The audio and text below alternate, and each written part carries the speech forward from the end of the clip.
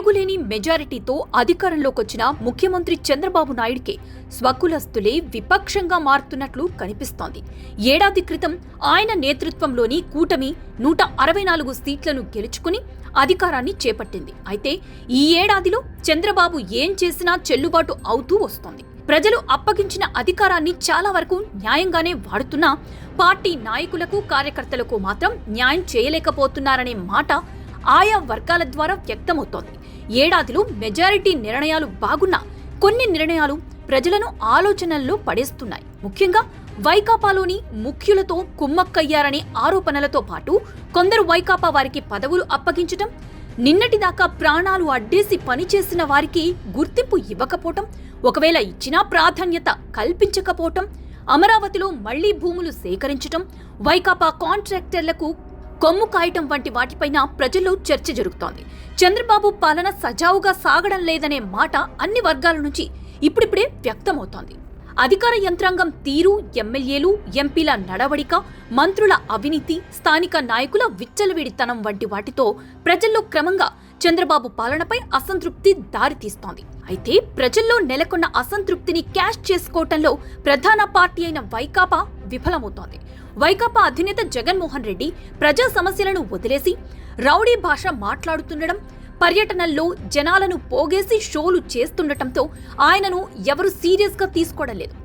ఏడాదిలో ఆయన ఒక్కటంటే ఒక్క ప్రజా సమస్యపై సరైన రీతిలో ప్రభుత్వాన్ని నిలదీసిన పాపన పోలేదు. కీలకమైన సమస్యలపై ఆయనకొక అవగాహన లేకపోవటం, గతంలో తాను తీసుకున్న గొయ్యిలో తానే పడడంతో ఆయా సమస్యలపై ఆయన ఉద్యమించే పరిస్థితి లేదు. అయితే ప్రజా సమస్యలపై ఆయన ఉద్యమించకున్నా చంద్రబాబు సొంత సామాజిక వర్గానికి చెందిన నాయకులు మాత్రం చంద్రబాబు ప్రభుత్వాన్ని నిలదీస్తున్నారు. ముఖ్యంగా రాజధాని అమరావతిలో మరో 40,000 ఎకరాలు తీసుకోవాలన్న నిర్ణయంపై టీడీపీ మాజీ నాయకుడు వడ్డే శోభనాధీశ్వరరావు విమర్శలు, ఆరోపణలు గుప్పిస్తున్నారు. ప్రభుత్వానికి రైతులు భూములు ఇవ్వొద్దంటూ ఆయన విజ్ఞప్తి చేస్తున్నారు. ఇప్పటి వరకు భూములు ఇచ్చిన రైతులకే ప్రభుత్వం న్యాయం చేయలేదని, ఇప్పుడు కొత్తగా భూములు తీసుకుని ఏం చేస్తారన్న ఆయన ప్రశ్న పలువురు రైతులను ఆలోచింపచేస్తోంది. అధికారంలోకొచ్చి ఏడాదవుతున్నా ఇంతవరకు కనీసం రాజధానికి వెళ్లే కరకట్ట రోడ్డును విస్తరించలేని ప్రభుత్వం రాజధాని అమరావతిని ఏం నిర్మిస్తుందన్న ప్రశ్నలకు ప్రభుత్వం నుంచి జవాబు లభించటం లేదు. రాజధాని పనులు నత్తనడకన సాగుతుండటంతో వడ్డే మాటలకు కొంత ప్రాధాన్యత వస్తోంది.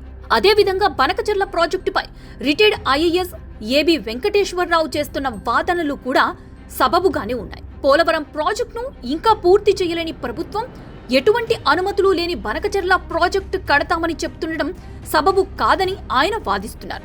ఇప్పటి వరకు రాష్ట్రంలో ఉన్న సాగునీటి ప్రాజెక్టుల నిర్మాణంపై శ్వేతపత్రం ప్రకటించి వాటిని ఎప్పటిలోగా పూర్తి చేస్తారో చెప్పాలని ఆయన ప్రభుత్వాన్ని డిమాండ్ చేస్తున్నారు. ఆయన చేస్తున్న వాదన కూడా బాగానే ఉందనిపిస్తోంది. మొత్తం మీద జగన్ చేయాల్సిన డిమాండ్లను చంద్రబాబు సొంత సామాజిక వర్గ నాయకులు, టీడీపీ మాజీ నాయకులు చేస్తుండటం ఆసక్తిని రేకెత్తిస్తోంది.